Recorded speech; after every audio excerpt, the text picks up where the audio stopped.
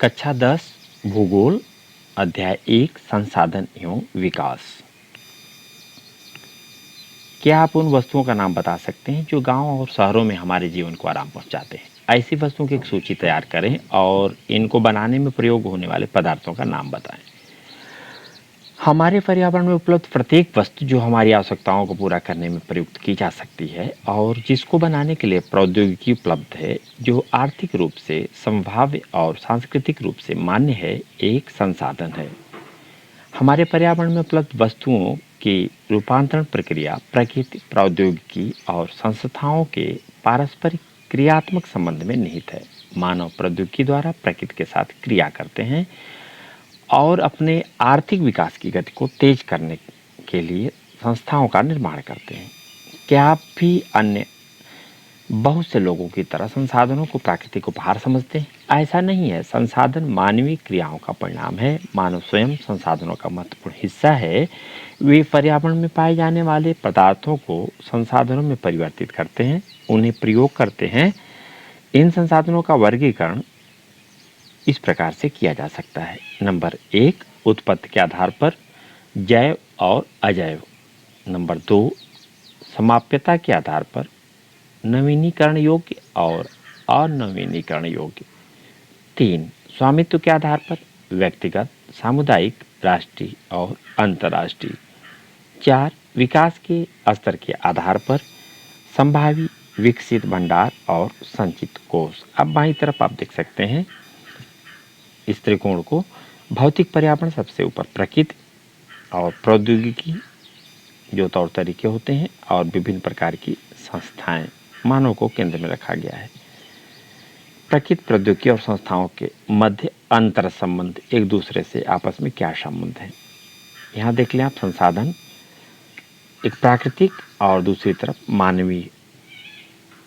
प्राकृतिक में आप देखें, अभी आपने ऊपर देखा था नवीकरण योग्य, अनवीकरण योग्य, और नवीकरण योग्य में नंबर 1 में सतत अथवा प्रवाह जैसे पवन, जल, और आगे देखें आप जैव, प्राकृतिक, वनस्पति अर्थात वन, और दूसरी तरफ वन्य जीव। और अनवीकरण में देखें आप पुनः चक्रीय जैसे धातु और अचक्रीय जैसे जीवाश्म ईंधन। अब मानवीय में देखें आप सूचनाएं एवं संस्थाएं, और इस तरफ देखें मात्रा एवं गुणवत्ता। संसाधनों का यह वर्गीकरण है। प्रत्येक संवर्ग से कम 2 संसाधनों की पहचान करें। जो भी ऊपर आपने विविध संवर्ग देखे। संसाधनों के प्रकार। उत्पत्ति के आधार पर जैव संसाधन। इन संसाधनों की प्राप्ति जीवमंडल से होती है और इसमें जीव व्याप्त हैं, जैसे मनुष्य, वनस्पति जात, प्राणी जात, मत्स्य जीवन, पशुधन आदि। अजैव संसाधन वे सारे संसाधन जो निर्जीव वस्तुओं से बने हैं, अजैव संसाधन कहलाते हैं, जैसे चट्टानें और धातुएं। यह भूगोल की दृष्टि से सारी चीज़ें आपको समझना है और इसको आप जानते रहें। समाप्यता के आधार पर नवीकरण योग्य संसाधन वे संसाधन जिन्हें भौतिक, रासायनिक या आंतरिक प्रक्रियाओं द्वारा नवीकृत या पुनः उत्पन्न किया जा सकता है, उन्हें नवीकरण योग्य अथवा पुनः पूर्ति योग्य संसाधन कहा जाता है। जैसे सौर तथा पवन ऊर्जा, जल, वन व वन्य जीवन। इन संसाधनों को सतत अथवा प्रवाह संसाधनों में विभाजित किया गया है। जो चित्र आपने भी ऊपर देखे थे, अनवीकरण योग्य संसाधन। इन संसाधनों का विकास एक लंबे भूवैज्ञानिक अंतराल में होता है। खनिज और जीवाश्म ईंधन इस प्रकार के संसाधनों के उदाहरण हैं। इनके बनने में लाखों वर्ष लग जाते हैं। इनमें से कुछ संसाधन जैसे धातुएं पुनः चक्रीय हैं और कुछ संसाधन जैसे जीवाश्म ईंधन अचक्रीय हैं, एक बार के प्रयोग के साथ ही खत्म हो जाते हैं। स्वामित्व के आधार पर व्यक्तिगत संसाधन निजी व्यक्तियों के स्वामित्व में भी होते हैं। बहुत से किसानों के पास सरकार द्वारा आवंटित भूमि होती है, जिसके बदले में वे सरकार को लगान चुकाते हैं। गांव में बहुत से लोग भूमि के स्वामी भी होते हैं और बहुत से लोग भूमिहीन होते हैं। शहरों में लोग भूखंड, घरों व अन्य जायदाद के मालिक होते हैं। बाग, चारागाह, तालाब और कुओं का जल आदि संसाधनों के निजी स्वामित्व के कुछ उदाहरण हैं। अपने परिवार के संसाधनों की एक सूची तैयार कीजिए। और आगे देखें आप, सामुदायिक स्वामित्व वाले संसाधन। ये संसाधन समुदाय के सभी सदस्यों को उपलब्ध होते हैं। गांव की शामिलात भूमि, चारण भूमि, शमशान भूमि, तालाब इत्यादि, और नगरीय क्षेत्रों के सार्वजनिक पार्क, पिकनिक स्थल और खेल के मैदान वहां रहने वाले सभी लोगों के लिए उपलब्ध हैं। राष्ट्रीय संसाधन, तकनीकी तौर पर देश में पाए जाने वाले सारे संसाधन राष्ट्रीय हैं। देश की सरकार को कानूनी अधिकार है कि वह व्यक्तिगत संसाधनों को भी आम जनता के हित में अधिग्रहित कर सकती है। आपने देखा होगा कि सड़कें, नहरें और रेल लाइनें व्यक्तिगत स्वामित्व वाले खेतों में बनी हुई हैं। शहरी विकास प्राधिकरणों को सरकार ने भूमि अधिग्रहण का अधिकार दिया है। सारे खनिज पदार्थ, जल संसाधन, वन, वन्य जीवन, राजनीतिक सीमाओं के अंदर सारी भूमि और 12 समुद्री मील 22.2 किलोमीटर तक महासागरीय क्षेत्र, भूभागीय समुद्र व उसमें पाए जाने वाले संसाधन राष्ट्र की संपदा है।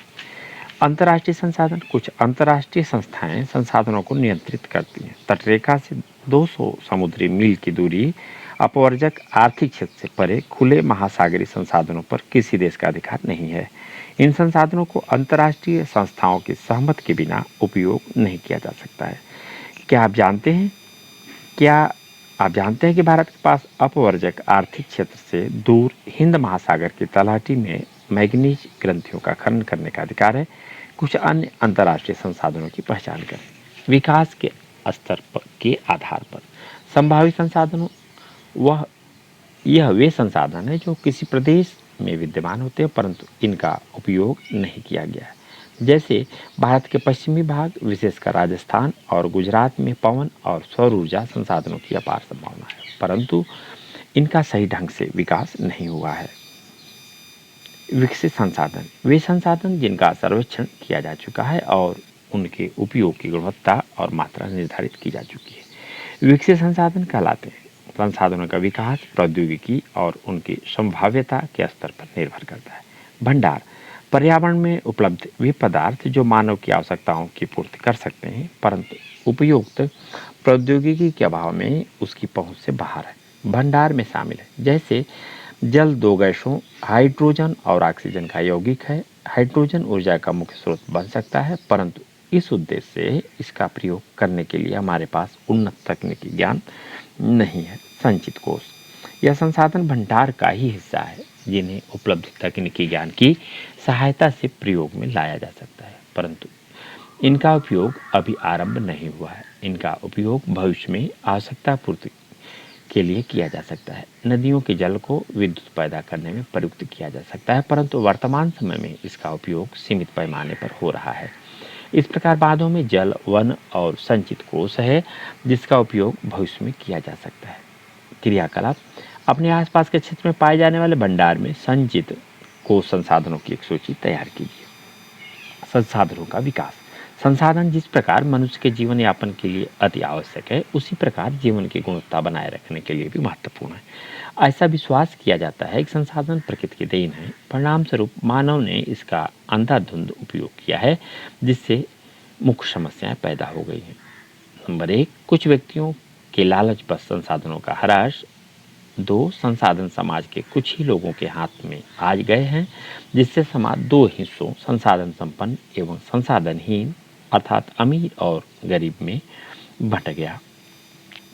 आगे देखें आप, संसाधनों के अंधाधुंध शोषण से वैश्विक पारिस्थितिकी संकट पैदा हो गया जैसे भूमंडलीय तापन, ओजोन परत अवक्षय, पर्यावरण प्रदूषण और भूमि निम्नीकरण आदि। क्रियाकलाप में देखें, कल्पना करें कि तेल संसाधन खत्म होने पर इसका हमारी जीवन शैली पर क्या प्रभाव होगा। घरेलू और कृषि संबंधी अपशिष्ट को पुनः चक्रण करने के बारे में लोगों के विचार जानने के लिए अपने मोहल्ले अथवा गांव में एक सर्वेक्षण करें। लोगों से प्रश्न पूछें कि उनके द्वारा उपयोग में लाए जाने वाले संसाधनों के बारे में वे क्या सोचते हैं, अपशिष्ट और उसके उपयोग के बारे में उनका क्या विचार है। अपने परिणामों का समुचित चित्र तैयार करें। मानव जीवन की गुणवत्ता और विश्व शांति बनाए रखने के लिए संसाधनों का समाज में न्याय संगत बंटवारा आवश्यक हो गया है। यदि कुछ ही व्यक्तियों तथा देशों द्वारा संसाधनों का वर्तमान दोहन जारी रहता है तो हमारी पृथ्वी का भविष्य खतरे में पड़ सकता है। इसलिए हर तरह के जीवन का अस्तित्व बनाए रखने के लिए संसाधनों के उपयोग की योजना बनाना अति आवश्यक है। सतत अस्तित्व सही अर्थ में सतत पोषणीय विकास का ही एक हिस्सा है। सतत पोषणीय विकास, सतत पोषणीय आर्थिक विकास का अर्थ है विकास पर्यावरण को बिना नुकसान पहुंचाए हो और वर्तमान विकास की प्रक्रिया भविष्य की पीढ़ियों की आवश्यकता की अवहेलना न करे। जियोरी जेनेरो पृथ्वी सम्मेलन 1992। जून 1992 में 100 से अधिक राष्ट्राध्यक्ष ब्राजील के शहर रियो डी जेनेरो में प्रथम अंतर्राष्ट्रीय पृथ्वी सम्मेलन में एकत्रित हुए। सम्मेलन का आयोजन विश्व स्तर पर उभरते पर्यावरण संरक्षण और सामाजिक आर्थिक विकास की समस्याओं का हल ढूंढने के लिए किया गया था। इस सम्मेलन में एकत्रित नेताओं ने भूमंडलीय जलवायु परिवर्तन और जैविक विविधता पर एक घोषणा पत्र पर हस्ताक्षर किया। रियो सम्मेलन में भूमंडलीय वन सिद्धांतों पर सहमति जताई। 21वीं शताब्दी में सतत पोषणीय विकास के लिए एजेंडा 21 को स्वीकृति प्रदान की। एजेंडा 21 यह एक घोषणा है जिसे 1992 में ब्राजील के शहर रियो डी जेनेरो में संयुक्त राष्ट्र पर्यावरण और विकास सम्मेलन के तत्वाधान में राष्ट्राध्यक्षों द्वारा स्वीकृत किया गया था। इसका उद्देश्य भूमंडलीय सतत पोषणीय विकास हासिल करना है।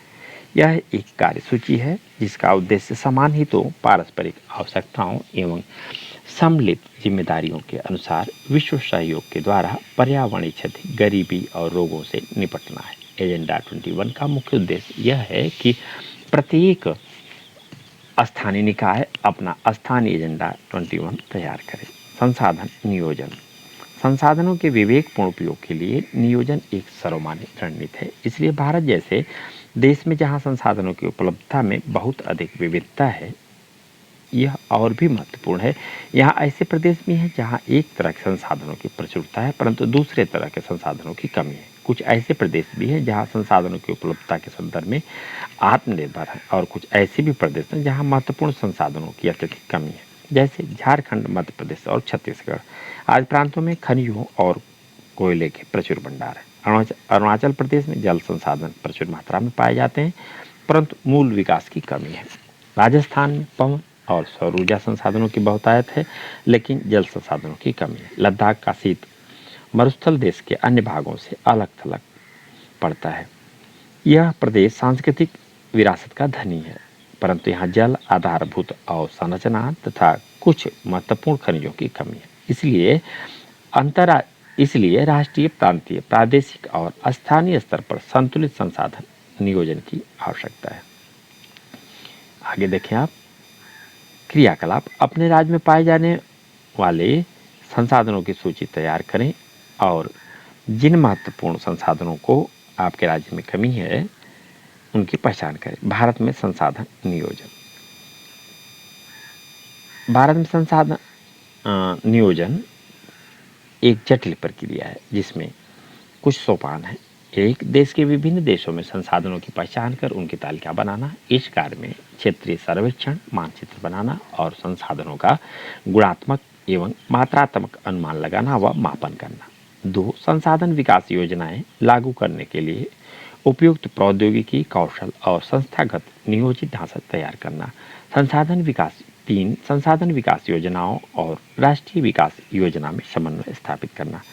स्वाधीनता के बाद भारत में संसाधन के उद्देश्य की पूर्ति के लिए प्रथम पंचवर्षीय योजना से ही प्रयास किए गए। ज्ञात करो, समुदाय भागीदारी की सहायता से समुदाय, ग्राम पंचायत, वार्ड स्तरीय समुदायों द्वारा आपके आसपास के क्षेत्र में कौन से संसाधन विकसित किए जा रहे हैं। किसी क्षेत्र के विकास के लिए संसाधनों की उपलब्धता एक आवश्यक शर्त है परंतु प्रौद्योगिकी और संसाधनों में तदनुरूपी परिवर्तनों के अभाव में मात्र संसाधनों की उपलब्धता से ही विकास संभव नहीं है। देश में बहुत से क्षेत्र हैं जो संसाधन समृद्ध होते हुए भी आर्थिक रूप से पिछड़े प्रदेशों की गिनती में आते हैं। इसके विपरीत कुछ ऐसे प्रदेश भी हैं जो संसाधनों की कमी होते हुए भी आर्थिक रूप से विकसित हैं।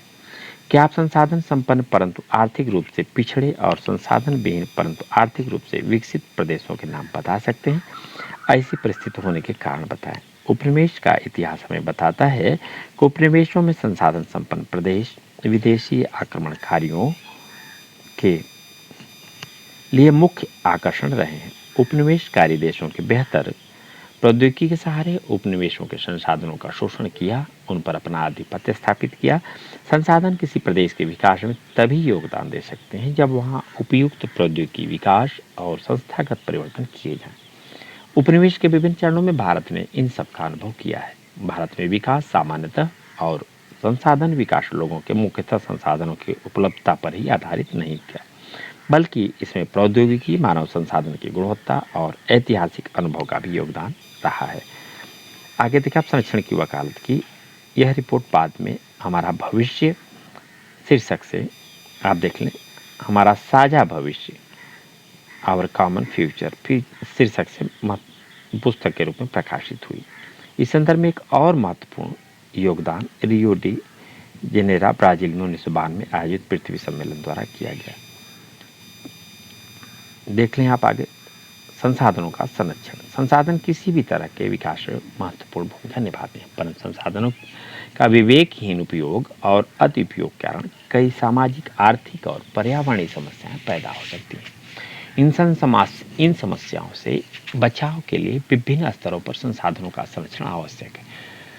भूतकाल से संसाधनों का संरक्षण बहुत से नेताओं और चिंतकों के लिए चिंता का विषय रहा है। जैसे गांधी जी ने संसाधनों के संरक्षण पर अपनी चिंता इन शब्दों में व्यक्त की है: हमारे पास हर व्यक्ति की आवश्यकता पूर्ति के लिए बहुत कुछ है, लेकिन किसी के लालच के संतुष्टि के लिए नहीं।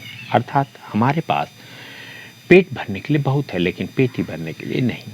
उनके अनुसार विश्व स्तर पर संसाधन ह्रास के लिए लालची और स्वार्थी व्यक्ति तथा आधुनिक प्रौद्योगिकी की शोषणात्मक प्रवृत्ति जिम्मेदार है।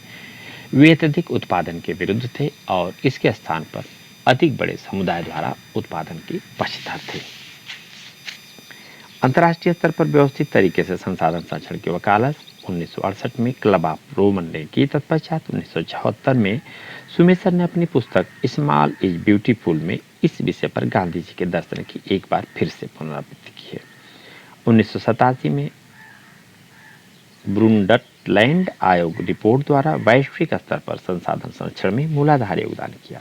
इस रिपोर्ट में सतत पोषणीय विकास की संकल्पना प्रस्तुत की और संसाधन, जो अभी हम आपसे चर्चा कर रहे थे, संरक्षण की वकालत की। यह रिपोर्ट बाद में हमारा भविष्य शीर्षक के रूप में प्रकाशित हुई। इस संदर्भ में एक और महत्वपूर्ण योगदान रियो डी जेनेरो ब्राजील में 1992 में आयोजित पृथ्वी सम्मेलन द्वारा किया गया। भू संसाधन। हम भूमि पर रहते हैं, इसी प्रकार अनेकों आर्थिक क्रियाकलाप करते हैं, विभिन्न रूपों में इसका उपयोग करते हैं।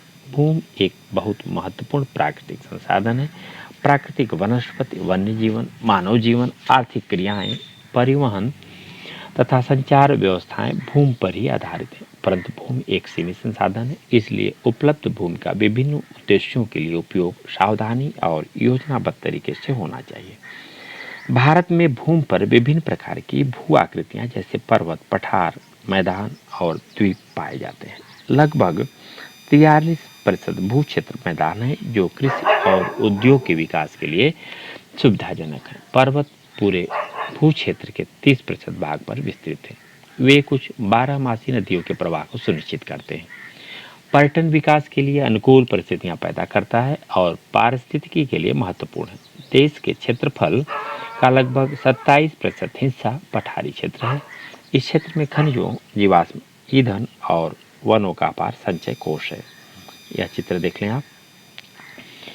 मुख्य भू आकृतियों के अंतर्गत क्षेत्र, जो देख लें आप, नीले में आपका मैदान है और जो येलो कलर है, पीला लिए सफ़ेद, 27% यह पठार है और यह पर्वतीय है, 30%। संसाधन प्रतिवेदित क्षेत्र 100%। सामान्य भू उपयोग संवर्ग 1960-61, सामान्य भू उपयोग संवर्ग 2014 और 15 देखिए आप यहाँ पर दिया गया है। और इस प्रतिवेदित क्षेत्र, टोटल क्षेत्र देखें आप किस प्रकार से, देखें ये जो कलर है आपका 1 है, देखें 18.11% और इस तरफ इसमें वृद्धि दिखाई गई है 23.3%। दूसरी तरफ आप यह देखें, फिर बंजर के लिए 18.11% और है यहाँ पर बंजर 5.5%। और गैर कृषि में देखें आप, ये देखें 4.95%, और दूसरी तरफ 8.7%। गैर कृषि अर्थात कृषि कार्य के अलावा दूसरे अस्थायी चारागाहों तथा अन्य गोचर भूमि, नीले कलर में 4.71%। और यहाँ देखें एरिया घटी है 3.3%। और विविध वृक्षों, वृक्ष फसलों तथा उपवनों के अंतर्गत देख सकते हैं आप, ये यहाँ पर 1.50%। ये कलर रहा आपका, जिसकी गैर कृषि प्रायोजकों के अंतर्गत ये देखें आप, गैर कृषि प्रायोजनों के लिए 46.26%। इसको आप फिर से समझ लेंगे, ध्यान से देख लेंगे, आंकड़े कहीं मिस्टेक ना हो, उसमें त्रुटियां नहीं होनी चाहिए, क्योंकि ये दो कलर कुछ एक जैसे मिल रहे हैं, इसकी वजह से इससे थोड़ी भ्रम की हो सकती है, परंतु इसको आप देख लें।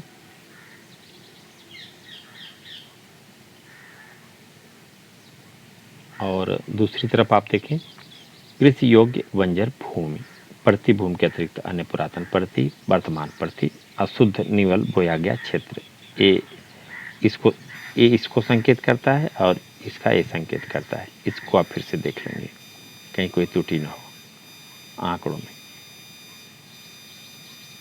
भू उपयोग, भू संसाधनों का उपयोग इन उद्देश्यों के लिए किया जाता है। नंबर 1 वन, नंबर 2 कृषि के लिए अनुपलब्ध भूमि, इसमें दो तरह का बंजर तथा कृषि अयोग्य भूमि।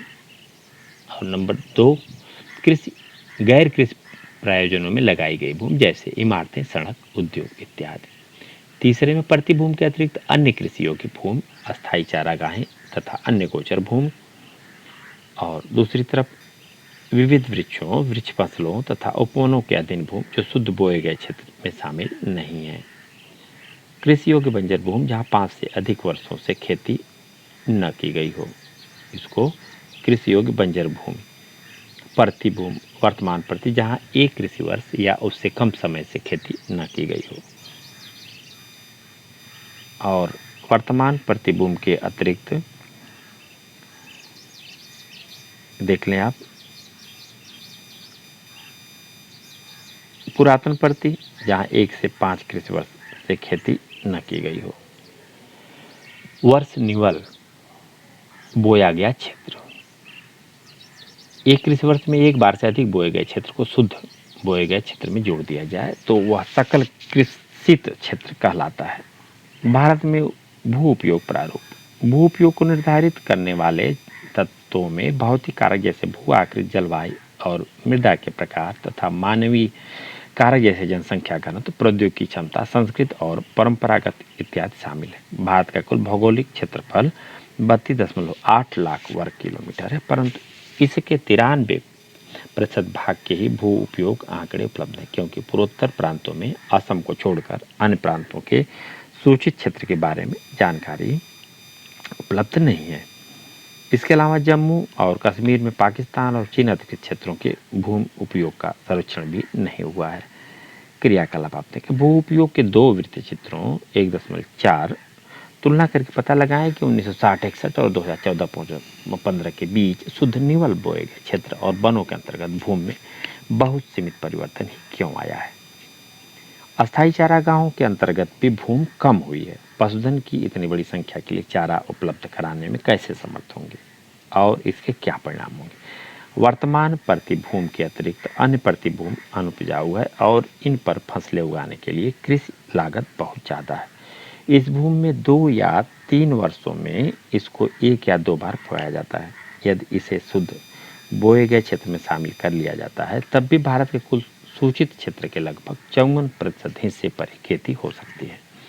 शुद्ध निवल बोए गए क्षेत्र का प्रतिशत भी विभिन्न राज्यों में भिन्न भिन्न है। पंजाब और हरियाणा में 80% भूमि पर खेती होती है, परंतु अरुणाचल प्रदेश, मिजोरम, मणिपुर और अंडमान निकोबार द्वीप समूह में 10% से भी कम क्षेत्र बोया जाता है।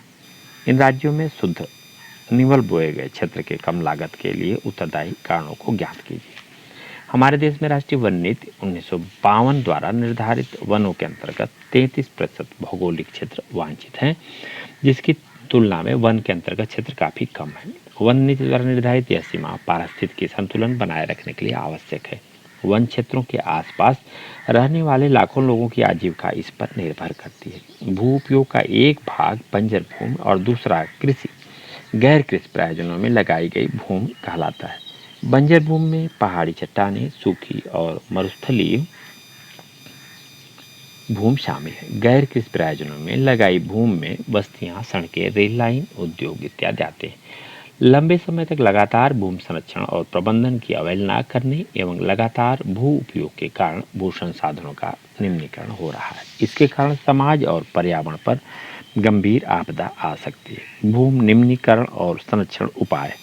भूमि एक ऐसा संसाधन है जिसका उपयोग हमारे पूर्वज करते आए हैं तथा भावी पीढ़ी भी इसी भूमि का उपयोग करेगी। हम भोजन, मकान और कपड़े की अपनी मूल आवश्यकताओं का 95% भाग भूमि से प्राप्त करते हैं।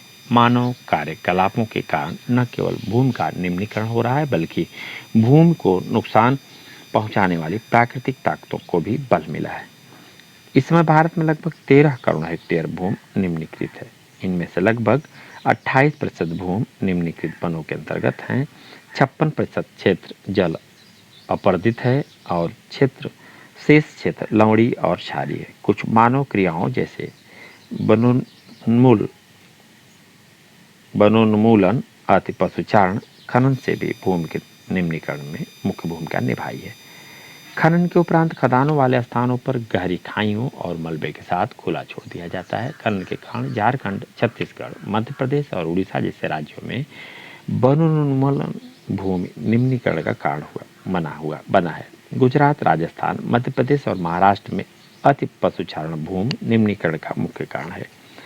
पंजाब, हरियाणा और पश्चिमी उत्तर प्रदेश जैसे राज्यों में अधिक सिंचाई भूमि निम्नीकरण के लिए उत्तरदायी है। अतिसिंचन से उत्पन्न जलाक्रांतता की भूमि निम्नीकरण के लिए उत्तरदायी है, जिसमें मृदा में लवणीयता और क्षारीयता बढ़ जाती है।